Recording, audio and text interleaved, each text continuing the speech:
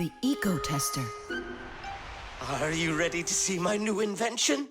I just can't wait to show you what it does. Whoa! What is it? An eco-tester. And what is it for? This device lets you check vegetables or fruit, so you'll know if they're safe to eat. To grow apples, tomatoes, or melons faster and bigger, people add chemical fertilizers to the soil. But there's a problem if too much of these chemical fertilizers is used. When there's too much of them, the harmful chemicals get inside the fruits and vegetables, and that makes them very dangerous to eat. An eco-tester is a special device that quickly shows how much of these harmful chemicals have gotten inside of the food. And if the reading is too high, that means you shouldn't eat it. As you can see, the eco-tester shows that this apple is good. Well, let's see. Look, this one is safe too. Ugh, it's not interesting this way. These apples are all safe. Now let me take this delicious apple and, make it bad. We will inject this apple with a harmful amount of nitrates. How come? What do you mean, how come? So we can see how the eco-tester works.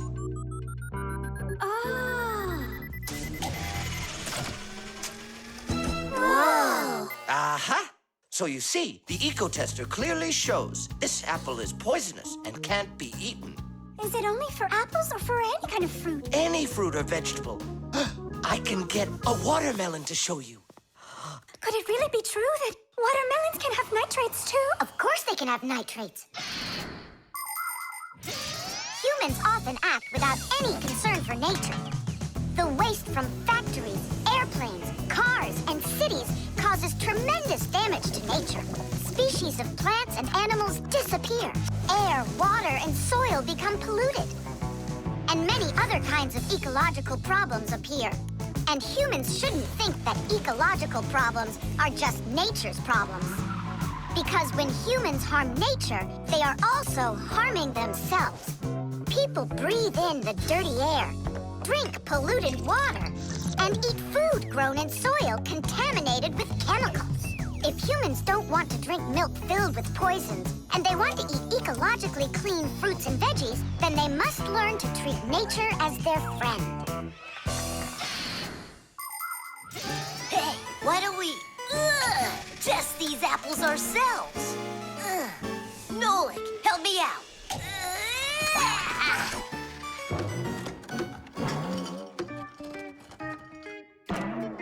Oh, it rolled away. I don't care. That apple's poisoned with nitrates. Whoa, apples.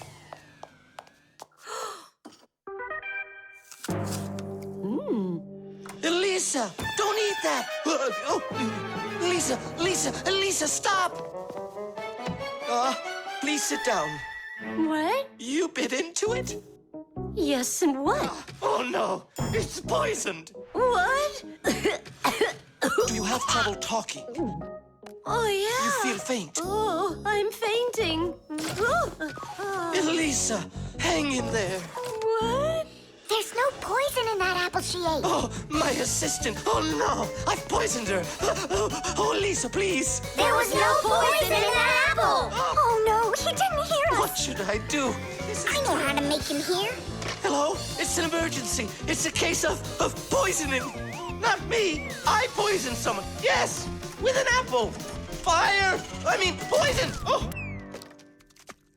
Professor, this apple has no poison in it. The bad one rolled away onto the floor. Did it really? This is just fantastic news. Can you see me, Elisa? I can't see anything. How's that? I see you. I can see you. I can see I again. have great news. There's no poison at all in this apple. Are you sure? It's perfectly fine. Here, take a look. The eco-tester shows that there are no harmful chemicals inside. It's wonderful news. This is one excellent apple. And nutritious. This appliance of yours is simply wonderful. Now she'll say he's a genius. Professor, you are a genius. Thank you for saving my life. Oh, it was nothing. Actually, it was Nolik. He saved her life. I did? Dropping the watermelon was your idea, wasn't it? Ah, you're right. I saved her life.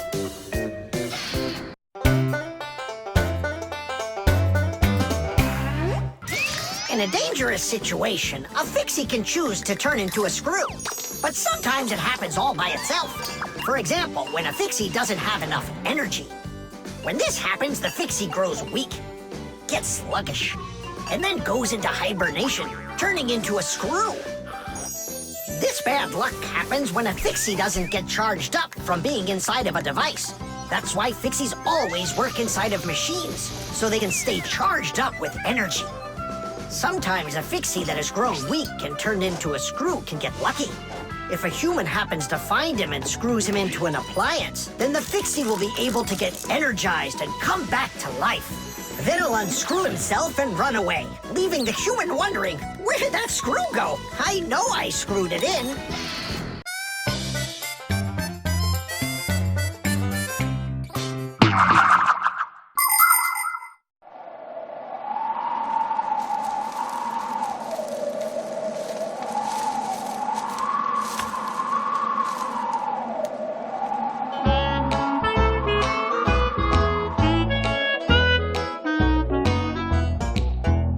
When you get up from your bed, yo.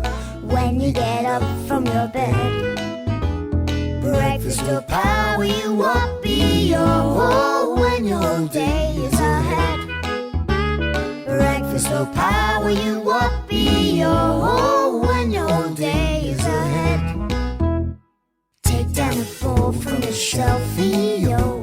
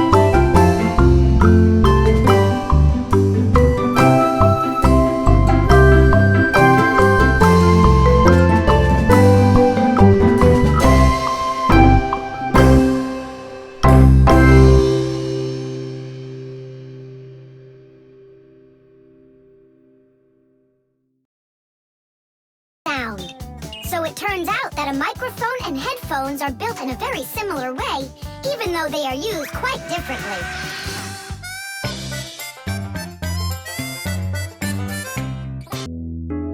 Friction.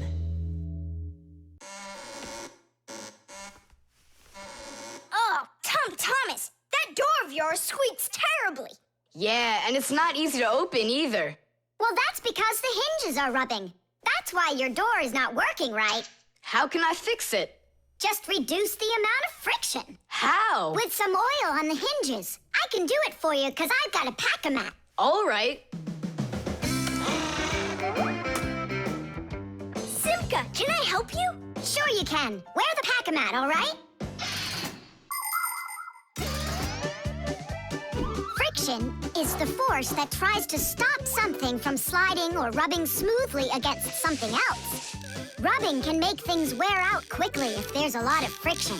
If you want less friction, you need to put something on the parts that rub against each other, like oil. There are special kinds of grease used to keep clocks and wheels turning smoothly. And for skis, a special kind of wax can be used to make them go even faster. That's it. Now the top hinge.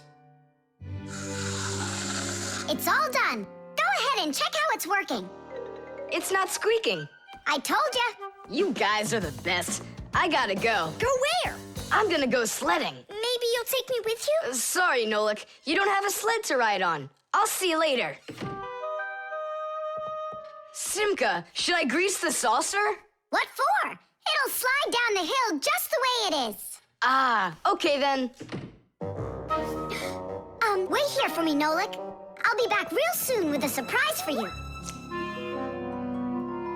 Yeah, oil slippery. I know what I'll do.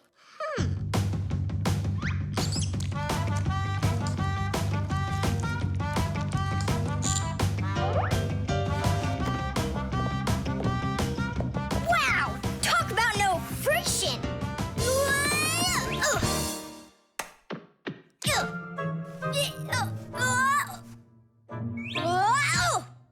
Hey, anyone?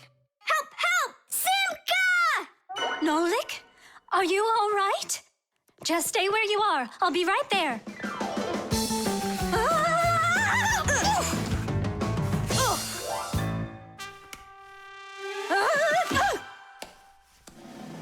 Papoose!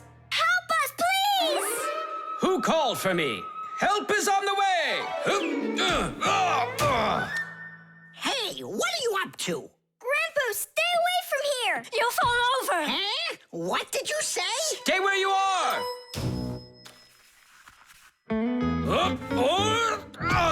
What happened here? I poured some oil on the table Why'd you do that? to reduce friction. That's brilliant. Nobody move! I know exactly what to do.